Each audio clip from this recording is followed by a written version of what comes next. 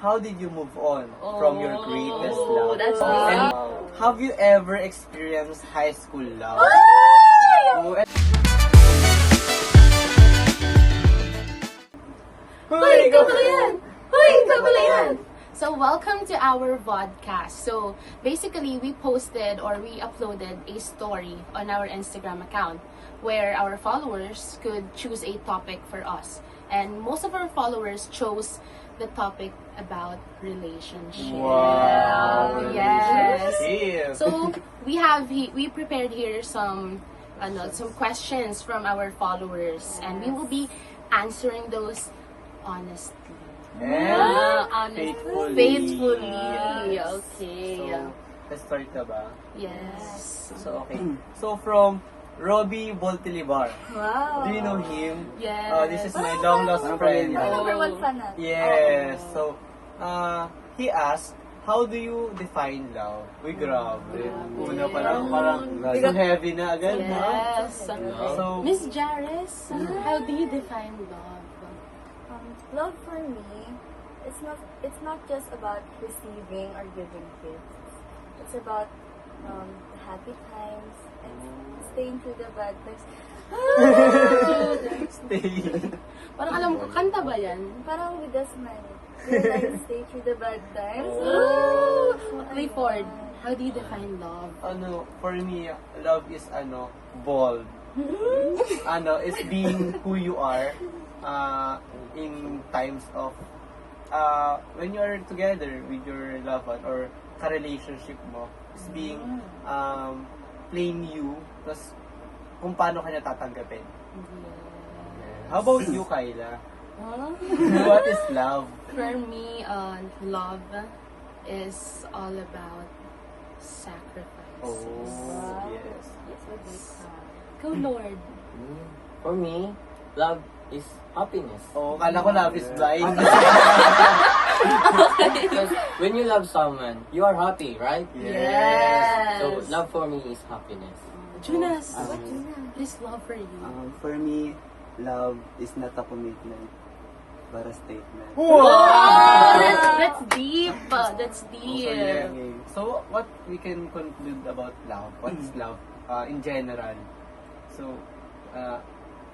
pagtanggap sa kung ano tayo, pagiging happy, and what have you stated? Sacrifice, I'm willing to commit. willing to commit. It's a statement. It's a statement. So, kung sa kanya, commitment, sa'yo, statement. So, let's move forward to the second question. How do you usually show love and affection? Ano ako dun paano nga ba? Paano nga ba? How can you show our love, di ba? Sinong una? Sige, I think ako muna. Kyla. Okay. So, how do you usually show Love love and and affection? Siguro, quality time. Yes. Because for me, love is about spending time So, with your loved ones. Papasok na rito yung our love language. So, Yeah. what is your love language? My love languages are quality time, physical abuse. That's Okay, sorry. Quality time and acts of service. Wow. Yes. Nagulat ako na sa physical abuse. Punch. Ikaw, Junas. What are your love languages? What? What is your love language and how you show it? For me, my love language is usually quality time, just like yours, and act of service. Like service to Fort Bonifacio. Not tricycle. Not tricycle. School bus. So, how about you, Mr. Lord? Mr. Lord. For me, my love language is giving gift Oh. because that gift will long for her. It will cherish our love. It will be a sign, no? Yes. Na you love her. Every time she will see that gift. For She will example, remember you, this bracelet, maybe this watch, That is from someone you love. Yes. So every time that she will see your gift, she would be Reminiscing. reminded of you. Yes. Grabe. Okay. Paano kung yung ireregalo mo dinosaur na plastic? Paparar pa siya doon? So, how about you, Miss Miss Janice Jaris Ann Cordova? So, my love language is quality time and physical touch. Alam Natatak. mo yung, nagsuspend kayo ng time together while magka-holding hands. Parang like, and my other love language is giving love letters. Mahilig ako magbigay ng love letters. Like, simple message. Kunwari, may na-receive yung achievement. Congrats, love. Malandi! Maharot. Lastly, how about you, Clifford? Ako naman, quality time as well and giving gifts din. Kasi it's how you show your love eh. Hindi naman siya in a way na material things, pero that's my way to show my love for someone. Kasi pagka binibigyan mo siya ng gamit, parang you're simply saying na you deserve this because you have achievement. Even small achievements, you need to somehow give what do you call that? Like reward. Yes, reward for them. Yes. It's natin na. So, Okay, let's next proceed to the next From question. from who? Can you read? From Alican Andro Santos.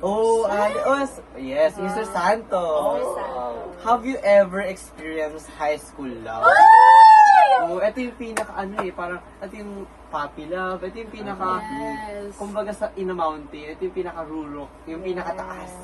The highest point of love experience, Yes. the Diba sabi puppy nila, love. ang high school is yung pinakamasaya. Oo, tama. Kasi ito yung parang wala pa tayong muwang. Kaya kung ano-ano pa Yes. nagagawa natin. Like, hindi pa tayo namang problema sa mga adult things. Yes. Ito tayo nag-explore. We are happy pa lang. So, Mr. Julius, have you experienced high school love?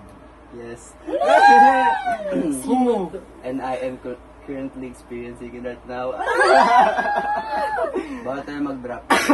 Why? Okay. It's more fun. Hindi, we will Iba-blur na lang natin. i-ano natin Toot yung na lang voice natin. mo. Okay. So,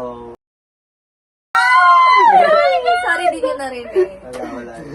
So what's the question again? Have you experienced how is it to be in love? It feels good.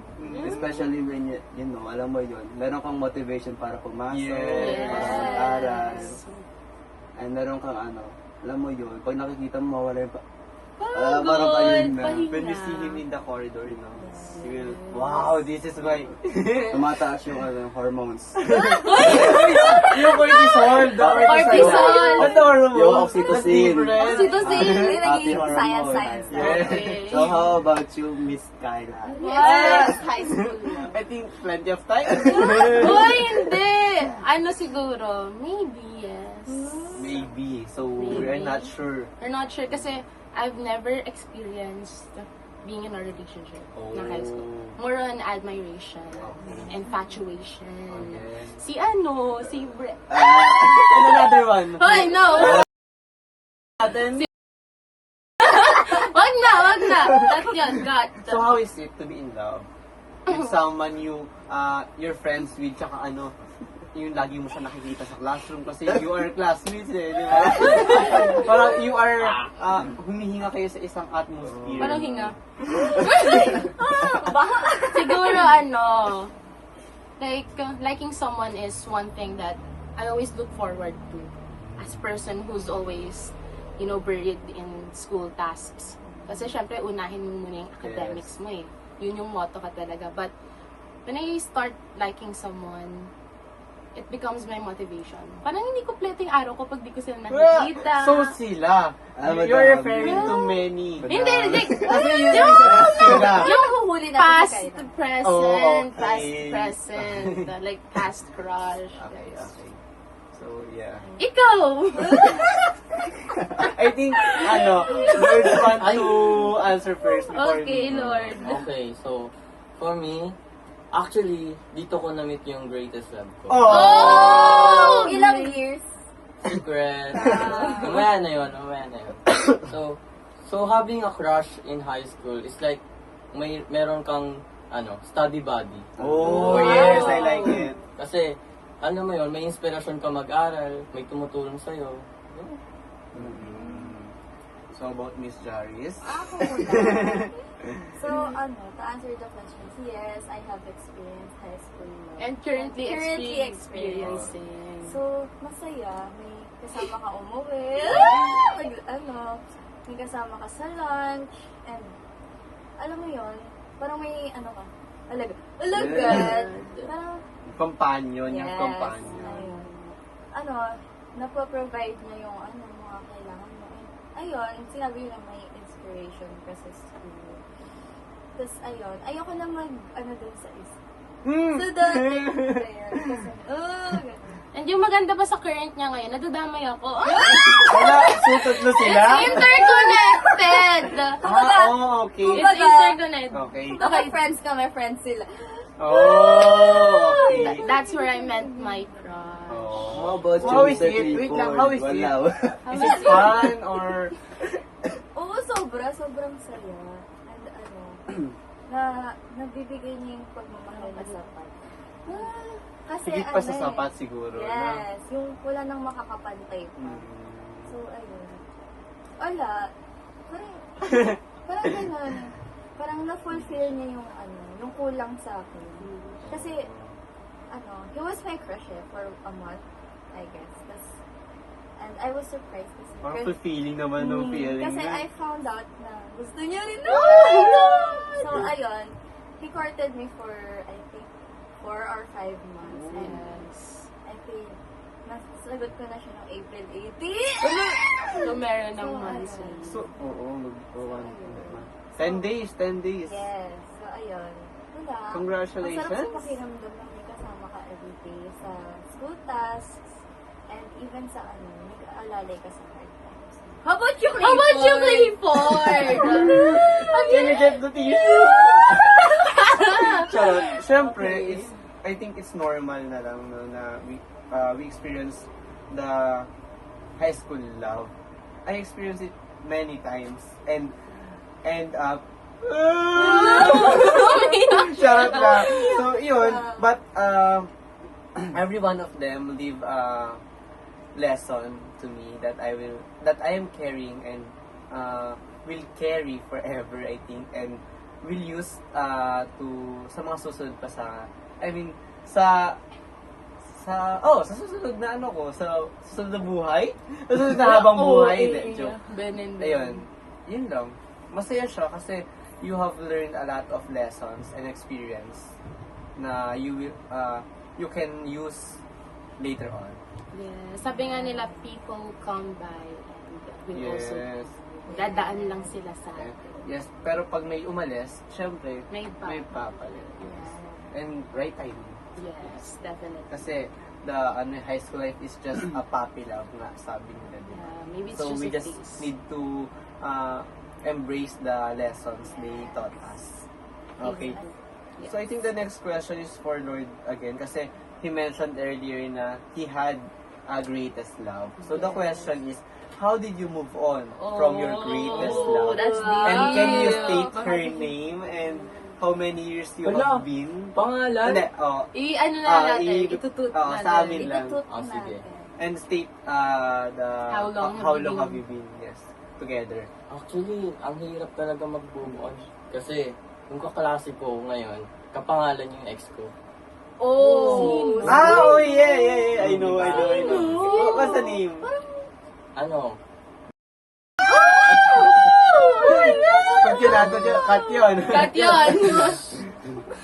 So, ayun, no? So, moving on from your greatest love is mahirap talaga siya. Pero, yun nga, you need to move on.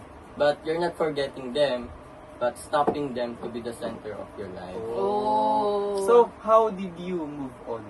What is the way you did What did you in do? order to totally move on? I asked my parents from them advice to, you know, like, they said to me na focus on myself or building up myself. Yes. So, that's what I did. No? It's important ayun. din kasi na we build ourselves. Diba? Yes. And the lessons we learn from our past, yun, nagtuturo sa atin ng lessons. So, it's important din. So, That's right. So, Yes. that's all. That's all. Yeah. Pero I don't want ano- to talk it anymore. Naka-move on ka naman na ngayon. Yes. Okay, okay. So, siguro ang biggest lesson natin dito is love is patient. So, Yes. lalabas mo yun. Love That's is patient.